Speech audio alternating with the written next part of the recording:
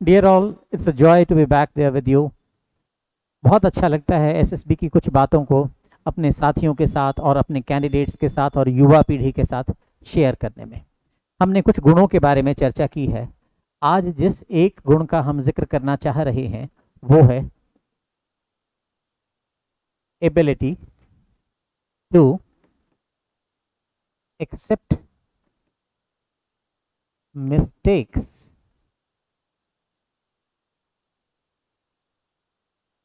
Without feeling small. See, आपको मुझे अगर अमेरिका में वाइट हाउस भी ले जाया जाए और हमें कहा जाए कि यहाँ पर कुछ सुधार करना है, क्या हम कर पाएंगे? डेफिनेटली कर पाएंगे। लगता ही क्या है, बड़े आराम से कर पाएंगे। अरे यहाँ ऐसा पेंट होना चाहिए, यहाँ ऐसे पौधे होने चाहिए। कमी निकालनी हो तो कहीं पर भी निकाली जा सकती है। इस एबिलिटी को हम समझने की कोशिश करेंगे, ability to accept mistakes without feeling small. Interviewer जिस चेयर पर बैठे हैं वो हमारे से एक सीनियर पोजीशन की चेयर है। One, the interviewer is normally 50 years 55 years of age and they have a vast experience there with them. उनकी जिंदगी, उनकी ब्रिंगिंग अप, उनकी ट्रेनिंग बहुत अद्भुत होती है और उनका ढेर सारा अनुभव होता है। यह सोचना कि हम उनकी बराबरी कर सकते हैं ना, बराबरी नहीं हो पाएगी। बहुत से वो ऐसे सवाल पूछेंगे और लगभग हर इंटरव्यू में कम से कम 4-5 सवाल तो ऐसे होंगे ही जिनका जवाब आप दे ही नहीं सकते, आपको पता ही नहीं है। पर मान लो किसी सवाल का जवाब आपको पता नहीं है, क्या जवाब पता न होने से आप छोटे हो जाते हैं? ना, छोटा नहीं होता है। जैसे एक 10 साल का लड़का जो 4th क्लास या 5th क्लास में पढ़ता है, अगर आप उससे मैथ्स के एलसीएम एचसीएफ फैक्टर्स बनाने के कुछ सवाल करते हो, वो बच्चा आराम से निकाल देता है।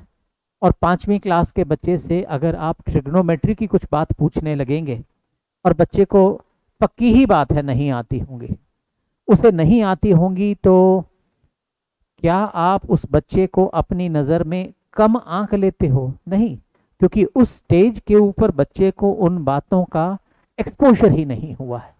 बच्चे में जान है पर बच्चा अभी सीमित एक्सपोजर का है, उस समय उतना ही ज्ञान है उसे जितना होना चाहिए। तो इंटरव्यूअर्स कई बार आपसे एक सवाल पूछेंगे and you should be able to say I am really sorry sir, I should have known the answer to this question but I do not know, I am very sorry sir. और अगला सवाल भी वो आपसे मुश्किल पूछते हैं, again I am very sorry sir, I don't know the answer to this question, I am sorry.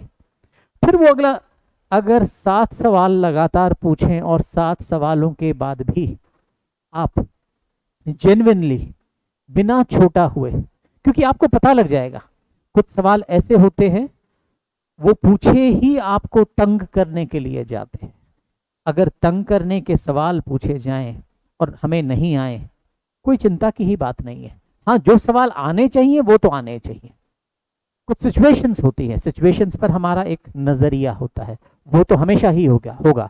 What ever the situation there is, we should have a perspective on that. But जिन सवालों के जवाब नहीं बनते हैं, interviewers ये भी check करना चाहते हैं कि यह अपनी बात को कहने में, अपोलोजाइज करने में, ना आने को मानने में घबराता तो नहीं है। This happens to be a beautiful ability. We should be able to accept our mistakes, our shortcomings without feeling sad or bad about ourselves. Thank you ever so much.